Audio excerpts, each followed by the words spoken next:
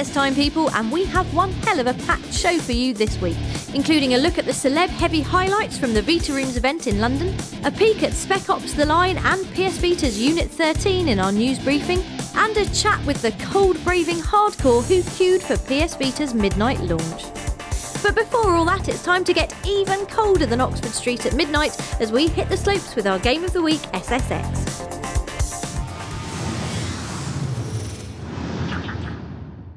Friday, March the 2nd, 2012 marks the beginning of a new era for PS3, namely Uncharted 2 having to give up its official Best Snow on PlayStation crown to EA's trick-spinning giant SSX. Cheer up, mate. After all, SSX is a slip-sliding mountain of powdery brilliance crammed with collectibles, shortcuts and cheeky crags of rock waiting to break your face. Rubbish! Initially, the difficulty curve, which is more like a difficulty ice cliff, means instead of landing stunts, you'll be landing yourself in a virtual hospital, with splintered shins, punctured lungs, and death the most likely diagnosis. Persevere, however, and SSX's actually highly intuitive controls blossom into an instinctive setup, one that'll have you pulling off physics-bothering tricks with fluid ease. Ditching the D-pad and face button combo of old, new SSX maps board control to the right stick, while R2 powers stunts into spinning overdrive, and L2 is used to grind rails, trees and bits of plane. Even sexier in an icy, way too cold to actually be sexy way is the fact you can now take SSX online, as creative director Todd Batty explains. So the way that global events works is there's a constant ongoing tournament, and when that tournament is over, another one begins in its place. And what that means is you can literally jump into as many of these as you want. You don't have to be there when they start, you don't have to be there when they end. You can just surf around on the globe or look at your global events wall. And the way that we can support that is by supporting up to 100,000 people competing concurrently online at the same time. For those who prefer snowing solo, the main campaign is split into 3 categories. Race It dims the focus on tricks in favour of all-out speed, Trick It is all about landing the biggest, baddest, on-fireiest stunts possible, and Survive It tasks you with making it down treacherous slopes without becoming dead. Aiding you here is the rewind button, which costs you precious points but is pretty much essential following hip shearing accidents, and can also be used to make impromptu dubstep remixes in your head. Crucially, when you do SSX right, it's wonderful, breathless fun, and like nothing else on PS3. Series veterans will lap up the familiar risk-reward balancing act, while newcomers can look forward to Run DMC's signature track kicking in after you fill up your boost meter. It's time to go snow.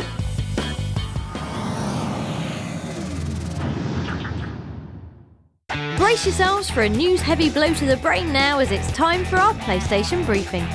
Dropping out of literally nowhere and slamming us in the eyes with lots of gorgeous sand is Spec Ops The Line, a third-person shooter set in Dubai after a city-levelling sandstorm. The game is looking mightily impressive and features Access favourite Nolan North swearing lots as the voice of main man Walker. Don't f*** with us.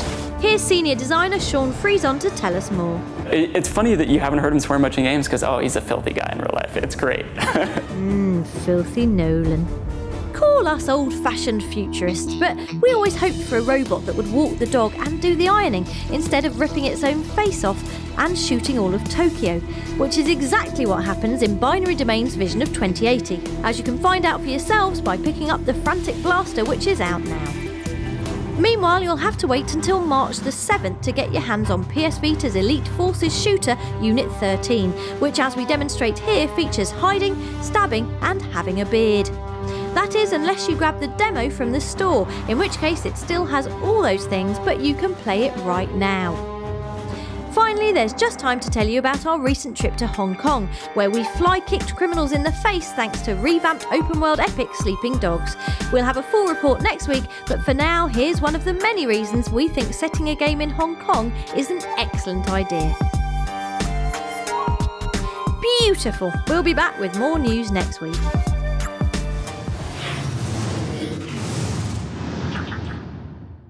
Put that PS Vita down, it's time for us to lead you through the best of what's on the store.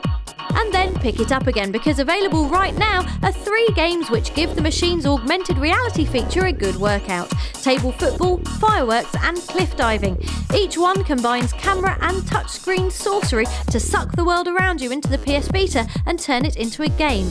And even better than harnessing the forces of darkness, they're all completely free. Less free but equally brilliant is the life-swallowing PS Vita version of Plants vs Zombies, the flower defence game which now comes with touch and tilt controls and 43 trophies to collect, just in case it wasn't maddeningly Moorish enough already. Sticking with zombies, and in fact sticking things in zombies as well as setting them on fire and riding around in wheelchairs with guns on the side, is the newly downloadable version of Dead Rising 2 Off the Record. This alternate take on the original Dead Rising 2 reinserts Lardy snapper Frank West as the hero, which means the return of photo-based side questing as well as loads of fresh undead slaughtering action. And speaking of big games, today also sees the arrival of BioShock 2 on the store. This underrated return to Rapture has you hulking about as Subject Delta, one of the original diving suit badass baddies now looking for his lost little sister. It's a welcome return to splicer-thumping action, and the most legitimate reason you'll have this week to shout "Who's the daddy now?" at the TV. That's all from the store this week. We'll be back with more virtual goodies next time.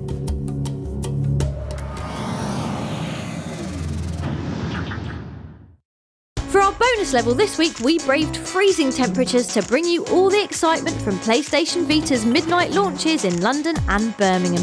We are brave, aren't we? The fun kicked off outside Game on Oxford Street, where one dedicated gamer queued for over 72 hours to be first in line when that clock struck midnight. 3, 1. Instead of turning into a pumpkin, he grabbed himself a sack of mega PS Vita goodies along with his console. I think he's quite excited.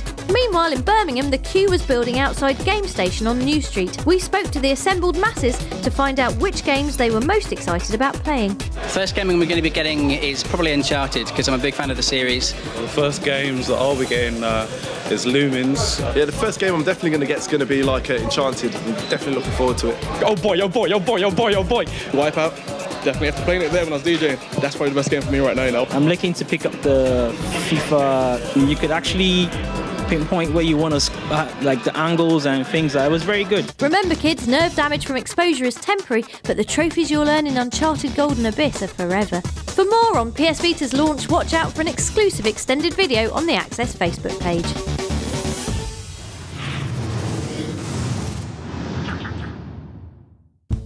By now, the lucky ones among you will be well into your first week of bunking off work to snuggle up with your brand new PlayStation Vita. But rewind 7 days and hundreds of eager gamers were swarming the Vita rooms on Oxford Street for a pre-release dabble with the new handheld. In the final leg of our countrywide Vita rooms tour, London saw the event off in typically bombastic style. Things were started by a DJ off between Masters of the Airwaves Tim Westwood and Chris Moyles, followed by the main event, namely you lot having a blast on your favourite PS Vita titles. Game sites have been talking about Escape Plan, and it's easy to see why. That game is everything you want to do for the Vita. It works very well with the touchscreen, and it's pretty much perfect for the system. It makes sense on the Vita. It makes a lot of sense on the Vita. I had actually amazing fun on the Reality Fighters with touchscreen controls, which was actually quite amazing. I did quite well actually. It was really fun. Best one here at the minute I would say is Wipeout. I really enjoyed the how it's cross-platform stuff. It looks seamless. It looks like it's the same game. So it sounds like they've actually got something for loads of different types of gamers, so whatever you're really looking for. Slamming into day 2 with a sack full of grime was none other than Wiley, the one with the Rolex, not the Coyote, who brought the house down with some big tunes and some even bigger pointing. As if that wasn't big enough, Sunday saw the Vita Room staging UK finals of the FIFA Interactive World Cup. The tense knockout competition was a boiling pot of swears, celebrations and finally one winner. See our special report next week. As launch night itself rolled around, the Vita Room celebrated with an exclusive access party, and then bringing the whole show to a close for the final time was none other than chart-topping rap maestro Tinchy Strider, who sent the crowds home with an earful of melodic brilliance to go with their shiny new games machines. Massive thanks to everyone who turned up over the past month, from Manchester, Glasgow and London, for making the Vita Room so memorable.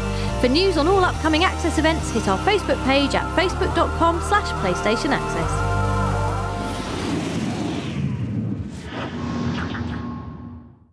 Before we go, here's a bit of armless fun, courtesy of limb-popping demon slasher Never Dead.